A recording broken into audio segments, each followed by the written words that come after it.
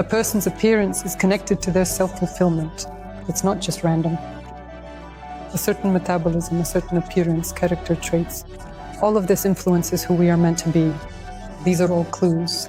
There are a lot of clues, we just don't see them. And often a striking appearance indicates that a person is meant to speak out, to influence others. A slender physique and a fast metabolism indicate that a person should be very active, that they can do a lot, that they possess incredible energy. And the opposite is also true. For someone with a slow metabolism, they need to be very mindful about where they direct their energy. Here's my favorite example. Look. It looks like someone bought themselves a brand new sport utility vehicle. A really big one, a real powerful beast. They put the exhaust pipe up on the roof. So this means they put on huge tires wider than me, right? Even though after COVID I got pretty wide, but those tires are even wider. And so this massive, powerful monster headed off to some unknown destination. I mean, if he went through all that immense trouble, well, it is highly probable, and most likely he didn't take that beast to a professional high-speed racetrack, right? Most likely he went somewhere off-road, somewhere really wild. And here's another scenario. If someone, for example, buys themselves a Ferrari or a Bugatti or something like that, it's unlikely that they'll get any farther in that Ferrari or Bugatti than just off a good, let me emphasize, a good stretch of asphalt, because it simply won't go any farther. He knows this perfectly well. Most likely he'll have to call anyone, even that first guy, to pull him out of some shallow ditch. What am I getting at with all this? Because if a person, again, the spirit chooses the body after all, we make this choice absolutely consciously. We've looked into this, my team and I, many times. You know, life after death. I have a whole series about life after death, about life between lives. That's right, the LBL space. For those who are interested, there will be links below. There's actually a 4-article series on this topic that came out this year. So if we have chosen life and if we have chosen a body, well, this body is chosen for certain purposes and tasks. If you chose a body, as they say, that is very frail, you know, very weak, well, that is for specific and intentional purposes. If, on the contrary, you chose a body like Schwarzenegger's, then that's for some other purposes. Of course, we often opt for something in between, and that's this versatile middle ground. You can, so to speak, modify the setup, or like if you need to build something, put on bigger wheels or maybe adjust the vehicle body a bit. Tune it up a little bit. Raise it up, yeah. You can tune it either towards being more of an off-roader or, on the contrary, towards something more like a race car. Again, if we use car analogies, so we can either turn this body into, roughly speaking, a weakling, a nerd, or on the contrary, make it quite a bit larger and much heavier. Wait, let's get right to it. Let's do it. How does the choice happen? Is it some kind of giant computer where you make your selection? No. The choice happens, look, it happens according to the goal and the task. So, again, reality itself is energy, no matter how strange or unexpected that may seem. Reality is energy, time is energy, matter is energy. From a certain level, you can organize and structure the components, sort of build it all up. You know, it's like, for example, if matter, time, and reality were all just Lego building blocks. That's basically what it is. So you can construct for yourself a vibrant city and a sprawling landscape. And even in a very real and essential sense, the specific future that you have chosen for this life. It can be more variable or it can be less variable. For a person who, as they say, comes with heavy karma, it's just like that for them.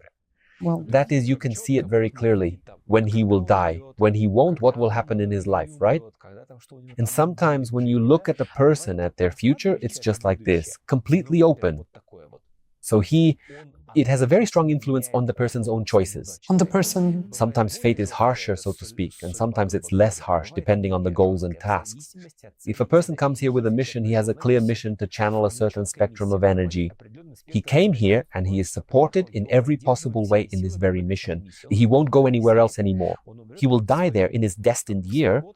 We even have specific techniques to determine the number of deaths.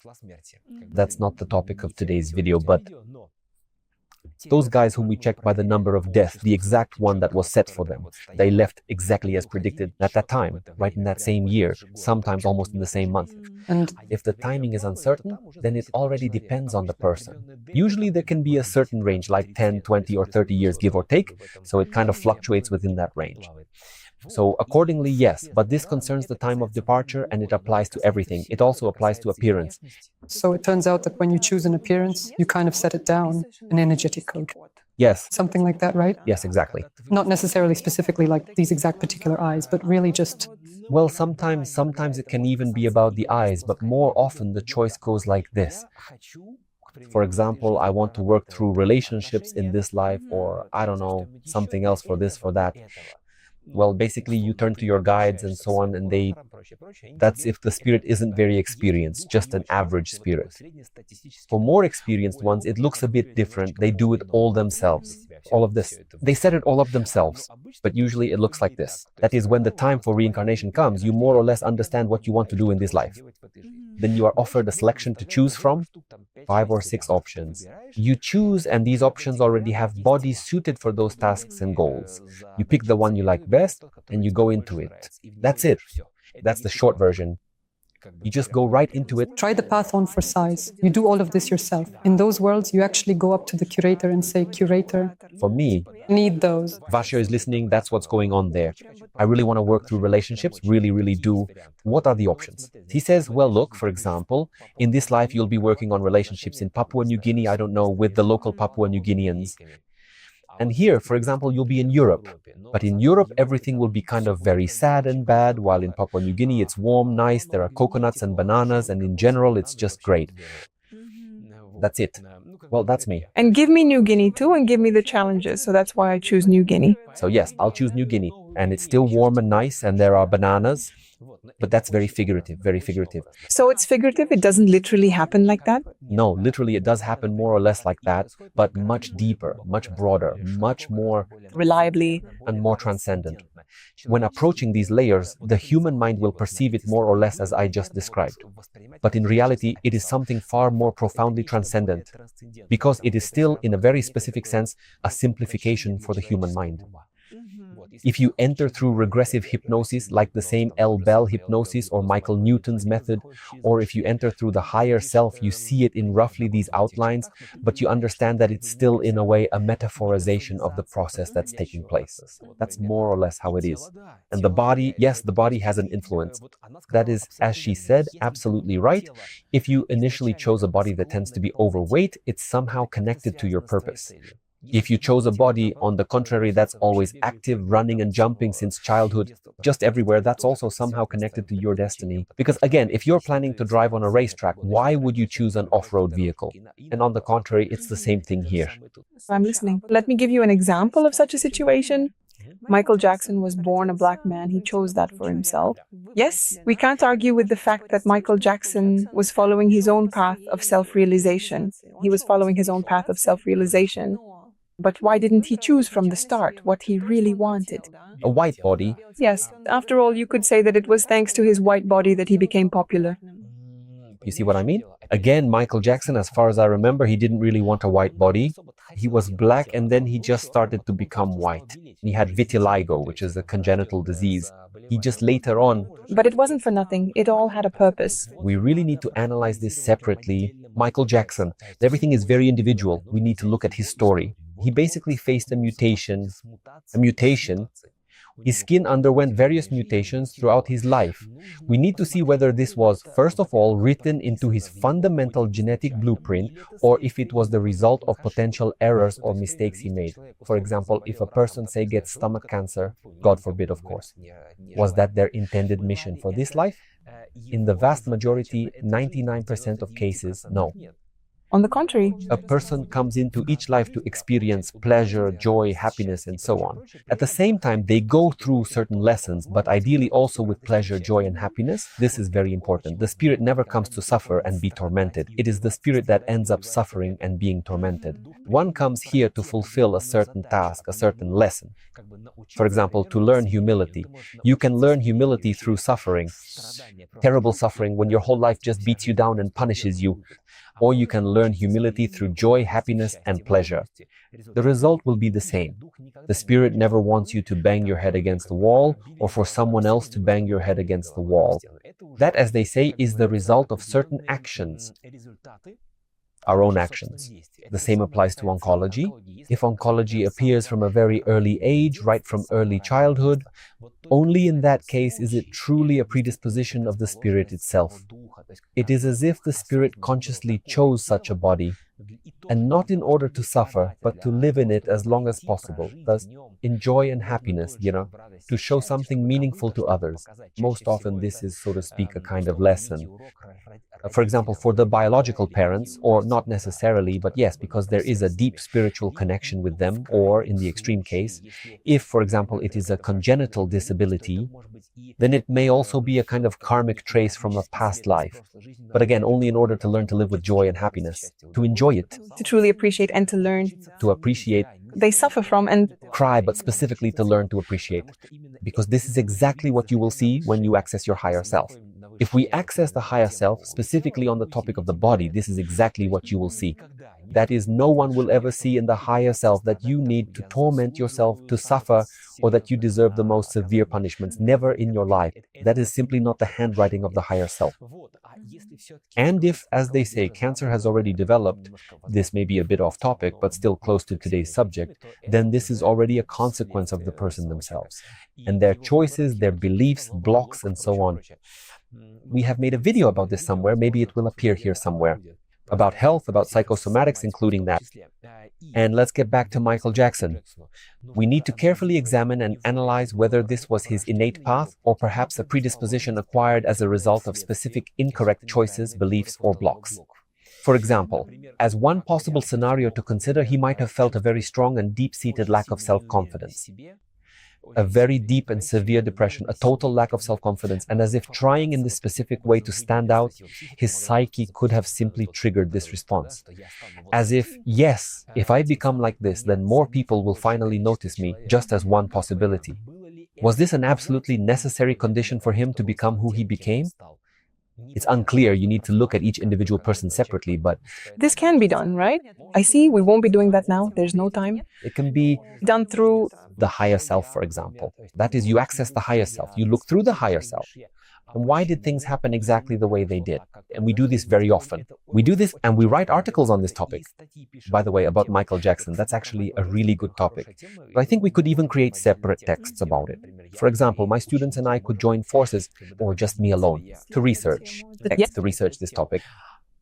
And for those who are interested in learning how to connect with their higher self on their own and in general answer any questions, literally any questions, from what to have for breakfast to whether there is life on Mars, there will be a discounted group in July. If this video comes out after July, still feel free to write to me. We might be able to find a spot for you because the next group will only be in January. So you don't have to wait half a year. The discounted group, the July one, I'll do my best to sign up as many people as possible who want to join and study specifically in July. So friends, Now, I have another question for you. In this specific reel, the girl says that if there's some very obvious and distinctive feature in the appearance of the first person you see, a very beautiful girl wrote a comment there saying that it's a sign that you don't necessarily need to be, say, a professional model or a singer. I don't even fully remember everything she said, but do you think that, there are actually a lot of hidden clues for a person within their physical appearance? before, How to interpret them? yes, first of all, it is both in its appearance and in distinctive marks on the body as well. Some symbols, some signs. Some people even have whole runes on their bodies made up of moles, for example, and so on. That is also a perfectly valid possibility. Some birthmarks can provide clues, for example, at the cause of death in a past life. It doesn't always work that way, but it's one possible option. Once again, you need to carefully examine each symbol and each unique birthmark individually. You need to look at everything through the perspective of the higher self and see directly and exactly what it means for each specific person. As for a beautiful girl, it is the very same story. If a girl is truly beautiful, really very beautiful, but she specifically chose a beautiful body for some particular reason, it clearly means she had some specific purpose for that choice. That is to say, if she needed, for example, to work hard in the fields all her life, then in today's world she would hardly choose such a beautiful body. In the past, however, she might have still chosen a beautiful body for herself, only as perhaps a certain lesson. even partly for herself, for example, if she didn't appreciate her own beauty. And so in her next life, she specifically chose a beautiful body in order to work in the fields with it, to see how she would fade away like that. In a certain sense, is it to see herself gradually wither away, but at the same time, again, it is to not experience any suffering from it, but to preserve a deep sense of genuine gratitude for this body, no, even under these difficult circumstances. Yes, but it turns out that you still can't just say it like that, right? You can't say it. You need to have sensitivity, a strong intuition, and ideally, of course, To look at every single person as a unique individual, but as a broad and overarching general rule of thumb. Yes, the physical body can provide you with many significant and insightful clues about what your true purpose and ultimate mission is in this current life and the specific reasons for why you originally chose it. and To truly understand what your purpose is, that's an entry into the space between lives, including through the higher self. I see it as the purest method of entry. Not through an egregore, but directly through your own spirit. awesome, thank you. Once again, I'd like to remind you that Danila's course starts in June. We're leaving all the links below this video. My dear friends, for 10 years now, I've been teaching a course on the higher self for a Russian-speaking audience. During this time, about 4,000 to 4,500 people have passed through my school. I've been working on this topic for 20 years. Today, my school is one of the largest and most famous specialized schools for connecting with the higher self in the Russian-speaking world. And then I suddenly realized that it is finally time to reach out to the masses, so to speak. Yes, to the much wider world and to the incredibly vast expanse of the entire global internet. All the professional skills I have carefully developed, all the dedicated practices I have refined, and all the quick entries, thorough checks, and rigorous exams I have built over the last 10 years are now being brought to a truly global level. I now invite you to join a brand new, specially discounted group for the comprehensive Return to the True Self course, now available in English for students everywhere. 6 months of work on stopping the internal dialogue, working with blocks, and focusing on actually accessing the higher self. Answering both simple and complex questions regarding purpose, contact with God, and with the planet. Answering basically any questions on any topic, including work, relationships, and anything at all.